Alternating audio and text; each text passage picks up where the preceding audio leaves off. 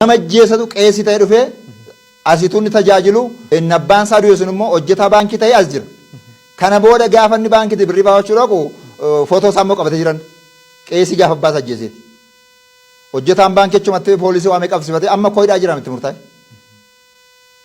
Waggaa 11 tajaajilan qeesii dhadhe kunoo as koyyeeffachee jedhan Bataskaana Gabreeli. Kanaaf jarri kun ajjeesanii hatanii saamanii waan dhufaniif gaafa dhufan dhimma amantaa hin qaban isaa waa'ee amantaa kee hin jiranii saba akka baduu barbaadu. Kanaaf Oromoon akka badu saba akka badu waan barbaadaniifiti Oromoon mul'achuu hin qabu jedhan. Oromoon jiraachuu hin qabu jedhan. Amma isaan qeesii Oromoon jaallatan, sheekii Oromoon jaallatan, paasterii Oromoon jaallatan, mootii Oromoon jaallatan, qaama siyaasaa Oromoon jaallatan. Oromoo kan ta'e isaaniif diina isaaniiti. Kan isaan jiraachisu immoo Oromoodhaan beekan. Kan isaan nyaachise Oromoodha. Kan isaanitti mana ijaare Oromoodha.